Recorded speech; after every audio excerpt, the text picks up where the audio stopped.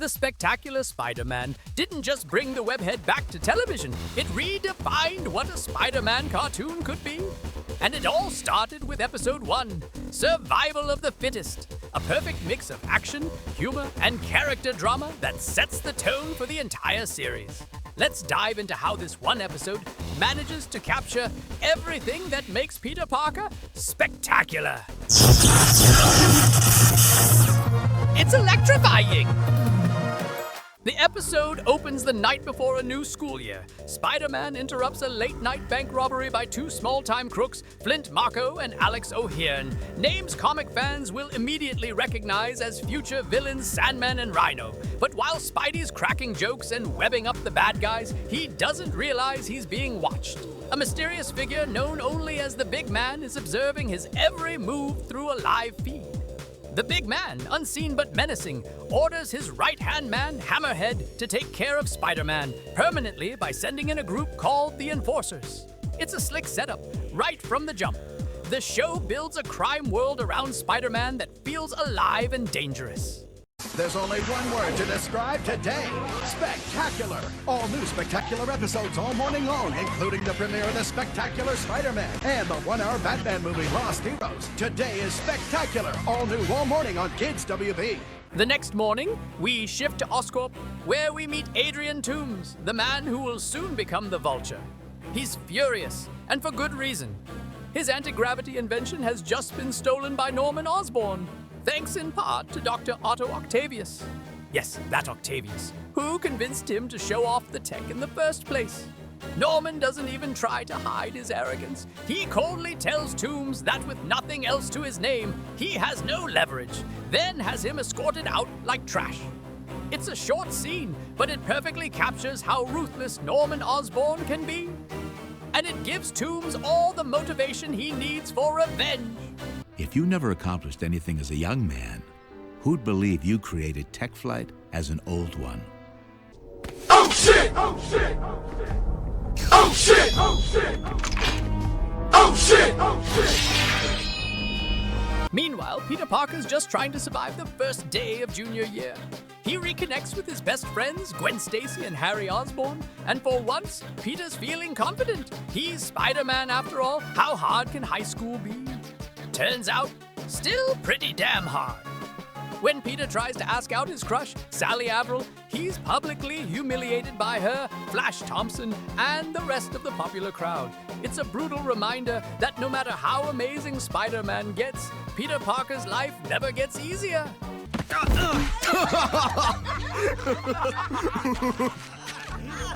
You hear him threaten me, dude? Nerd thinks he's Spider-Man. My lunch. After school, Peter and Gwen are offered internships at Dr. Kurt Connor's lab, the same place Peter got bitten by that fateful spider. But Peter doesn't even get to celebrate before life throws him another curveball. When he visits Harry's apartment, Norman congratulates Peter on the internship and subtly scolds Harry for not getting one himself. It's a small but telling moment, Norman's cold calculating nature already shaping Harry's insecurities. Then, without warning, Vulture attacks. In a flash of wings and fury, Toomes kidnaps Norman Osborn. Peter races to suit up and gives chase.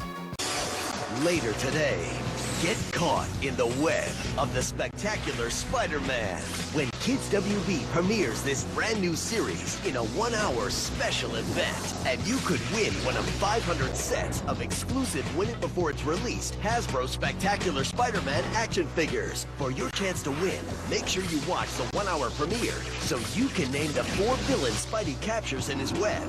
Later today, right here on Kids WB.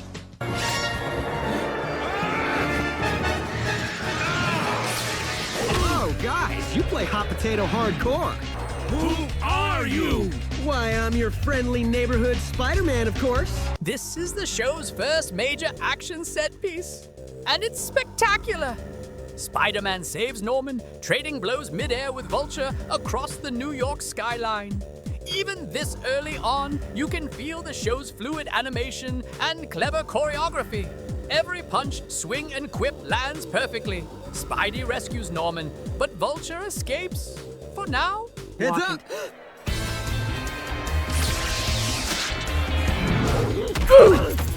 Back on the ground, Peter meets Gwen at the lab, where we're introduced to Eddie Brock, an old friend who already works there. Peter, ever the responsible nephew, asks if the internship pays, but it doesn't. And with Aunt May struggling to make ends meet, Peter has to find another way to help. Pete, don't angst, okay? It'll come to you. Well, I'm waiting. Cue the Daily Bugle. Peter shows up with his Spider-Man photos, hoping to make a quick buck, only to be kicked out by none other than J. Jonah Jameson himself. A classic introduction to one of Spider-Man's greatest foils and employers. I think I can get you pictures, photos of Spider-Man in action. I bet it would sell a lot of newspapers. What do you know about selling papers? You're a kid! Worse, you're a teenager! Miss Brandt, call security! Get this wailing infant out of my face, out of my city room, out of my town! Hey, what the Bugle needs is photos of Spider-Man in action. Now that'd sell newspapers, huh? Today officially reeks. That night, Spider-Man's patrol turns into chaos when Vulture returns.